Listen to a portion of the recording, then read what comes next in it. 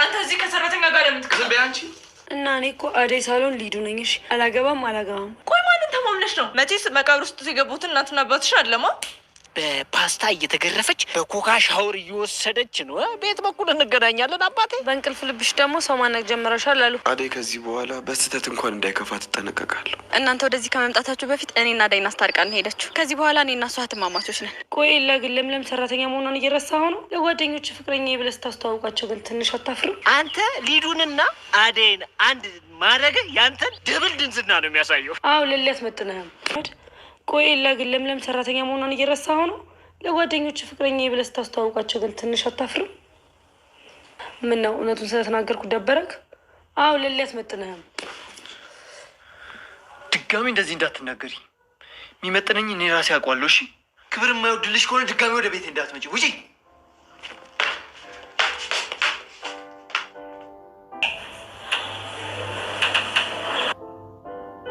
ፍቅር ለአደይ ያላትን ጥላቻ እያስመሰለች ትገኛለች። አደይ ብቻዋን በምትሆንበት ሰዓት ታሰቃያትና እነ ባርኮትና እነ ዴቭን ስታይ ግን እየተንከባከበቻት እንደሆነ ለማስመሰል እየሞከረች ነው።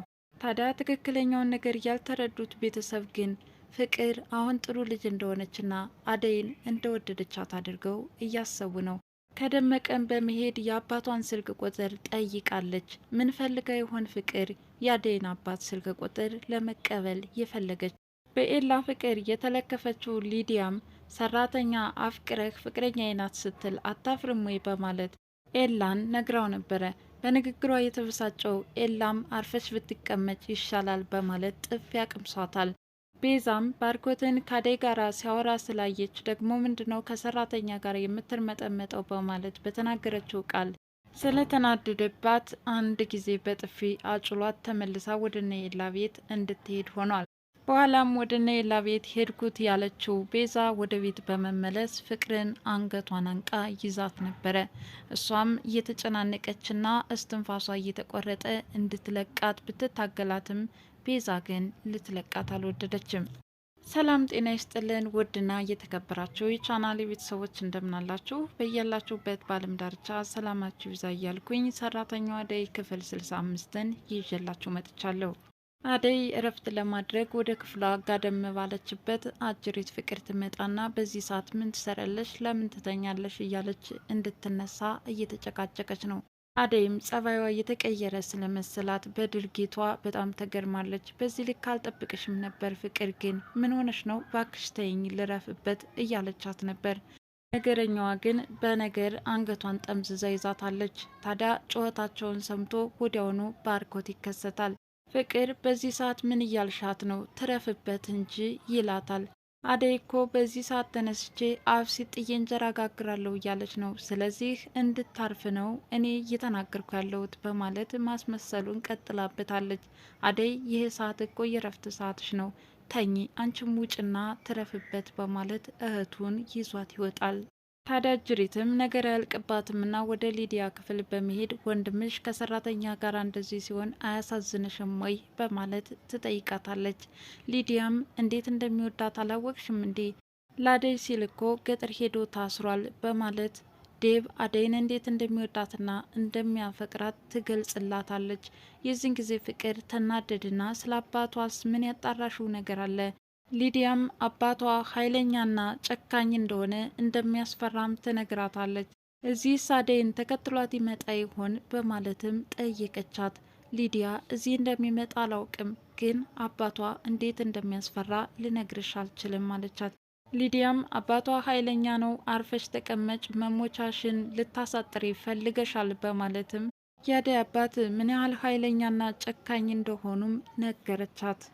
ታዲያ ፍቅርም ምናለ አንቺንስ በዛው ጠልፈው ባስቀሩሽ ስትላት ነበር።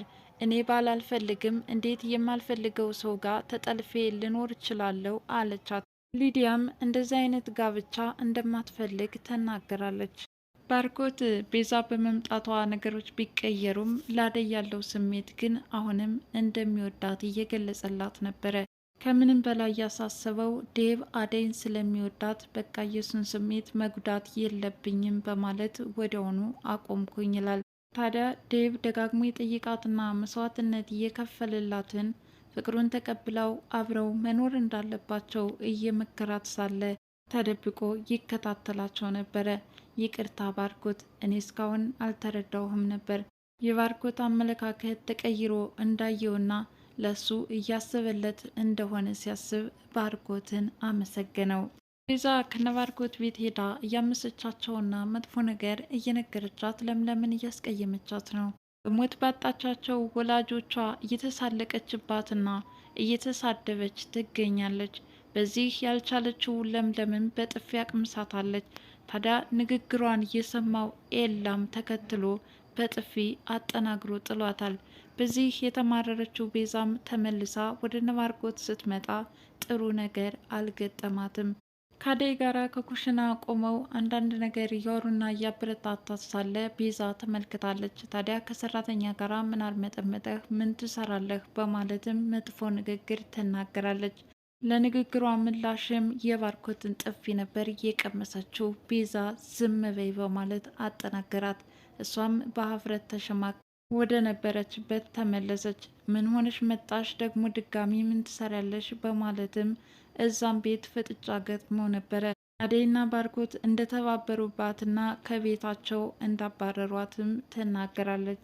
ኤላ ፍቅር የተለከፈችው ሊዲያም መመላለሷን ቀጥላለች። አላስፈላጊ ነገር እያደረገችና ፍቅሩን ለመግለጽ እየሞከረች ሳለ ኤላ ግን ከድርጊቷ እንድትቆጠብ ደጋግሞ ቢነግራትም አሁንም መስሜ ጥጥ ነው ያለች ትመስላለች። ይባስ ብላ ለምለም የሰው ቤት ሰራተኛ ስለሆነች አሁን ፍቅረኛ የምትላት እንዴት አታፍርም ወይ በማለትም ልታሸማቀቀው ሞክራ ነበረ። በንግግሯ ተበሳጭቶ ራሱን ሲያሻሽ ከቆየ በኋላ በጥፊ ደርግማት ወደ ቤትም እንድትመለስ አድርጓታል። ፍቅርም በበኩሏ በቅናት እየተንጨረጨረች ዴቭና አደይን እንዴት አድርጋ መለያየት እንዳለባት አበክራ እየሰራች ትገኛለች። ደጋግማ የፍቅር ጥያቄ ያቀረበችለትና ያልተቀበላት ዴቭ ምናልባት ፍቅሬን ብትቀበልና አብረን መኖር ብንችል እኔም እስተካከል ነበር በማለት ስትናገር ነበር። ዴቭም ለንግግሯ ምላሽ ሳይሰጣት ትቷት ተነስቶ ለመሄድ ተገዷል። አደይንም የውሸት ይቅርታ ካለቻት በኋላ በማስመሰሏ ቀጥላበታለች። ብቻዋን ስትሆን ታሰቃያታለች። ባርኮትንና ዴቭን ስትመለከት ግን ለአደይ እያሰበችላትና እየረዳቻት እንደሆነ ለማስመሰል እየሞከረች ነው። ታዲያ ቤተሰቦቹ ስለ ፍቅር ያላቸው እምነት አሁን ላይ ሙሉ በሙሉ በይቅርታ እንደተቀበለቻትና ለአደይ መልካም ሰው እንደሆነች ነው። ወደ እነ ዳይመንድ በመሄድም ለማስመሰል እየሞከረች ነበረ። አንቺ ከመቼ ወዲህ ለአደይ ተቆርቁረሽ እንደዚህ ልትናገር ይቻልሽ በማለት ንጉስም በጣም አስገርሞታል። ምናልባትም እኮ ፍቅር ተቀይረሽ ይሆናል በማለት ደመቀ ራሱ ጥያቄ ፈጥሮበታል። እሷም በአደይ መሄድ ውስጧ እንደተረበሸና በመምጣቷ ደስ እንዳላት እያመሰገነችና እየነገረቻቸው ነበር። የአደይን አባት የምታገኝበትን ዘዴ ስልክ ቁጥር እንዲሰጧትም እየጠየቀቻቸው ነበር። የፍቅርን ተንኮል ጠንቅቆ የሚያውቀው ደመቀም ቆይ እስኪ አጣርቼ እሰጥሻለሁ በማለት መልሷታል። ፍቅር ከአደይ አባት መገናኘት የፈለገችበት ዋነኛ ዘዴ ምን ሊሆን ይችላል ብላችሁ ታስባላችሁ? ብቻ ፍቅር ያሰበችው አንዳች የሆነ ነገር አለ ብዬ አስባለሁ። ምናልባትም ከአባቷ ጋር ተነጋግራ እጮኛ ለተባለው ጎረምሳ ተላልፋ እንድትሰጥ እድሉን ለማመቻቸት ይሆን? ምክንያቱም ከቅናት የተነሳ ዴቭና አደይን እንዴት አድርጋ ማራራቅ እንደምትፈልግ ይሄ የሁል ጊዜ ተንኮሏ ነው። አደይም ገጠር ድረስ በመሄድ ዴቭ ምን ያህል መስዋዕትነት እንደከፈለላት ባትረሳውም ከወንድምነት ያለፈ ግን በፍቅር አብረው እንደማይኖሩ ለባርኮት እየነገረችው ነበር። ለምን ሲልም ጠይቋታል። የማይሆንበትን ምክንያት ምን ብዬ ልዘረዝርልህ እችላለሁ? አሁን ትዳር የሚባል ነገር የማይታሰብ ነው ብለዋለች። አደይ በዚህ መግደርደር ውስጥ ትሁን እንጂ ባርኮት ምን ያህል እያሰበለት እንደሆነ ተረድቶታል። ቤዛ በፍቅር ላይ ቂም ይዛባታለች። ለእናቷ እየተናገረችውና እዛ ቤት እንዴት አድርጋ እንዳስባረረቻት እያስታወሰች ተመልሳ በመምጣት ፍቅርን አንቃ ይዛታለች። ፍቅርም የሞት ጣር እያጣጣረች ነው። እንድትለቃት እጆቿን ይዛ እየተለማመጠቻትና ምልክት እየሰጠቻት ቢሆንም በህልም የመጣውብሽ ሰይጣን እኔ ነኝ እያለች እያሸቻት ትገኛለች። እንግዲህ ሰራተኛዋ አደይ ፍቅር አሁን አመጣጧን ቀይራ በማስመሰሏ ቀጥላበታለች። ይህንን ያልተረዱ ቤተሰቦች ደግሞ በአደይ ላይ መልካም ልጅ እንደሆነችላት ስለተገነዘቡ ይሄ ደግሞ ከባድ ፈተና ይሆንባታል ብዬ አስባለሁ። ለማንኛውም በጥፊ ተጀምሮ በጥፊ የተጠናቀቀው ሰራተኛዋ አደይ ክፍል 65 ይህንን ይመስል ነበረ። በሚቀጥለው ክፍልስ ምን አይነት ጦርነት እንመለከት ይሆን? ፍትጊያው መቀናናቱ እርስ በርስ እንደቀጠለ ነው። አደይም በመግደርደሯ ቀጥላለች። እንግዲህ ዴቭን አሁንም ከወንድምነት ውጭ እኔና እሱ በፍቅር አንቀጥልም ያለችበት ደረጃ ደርሳለች። ዴቭ እንግዲህ ገጠር ድረስ ሄዶ መስዋዕትነት የከፈለላት የሚወዳት አደይ በዚህ ልክ ግን ፍቅርን መግፋት ምን ይሉታል?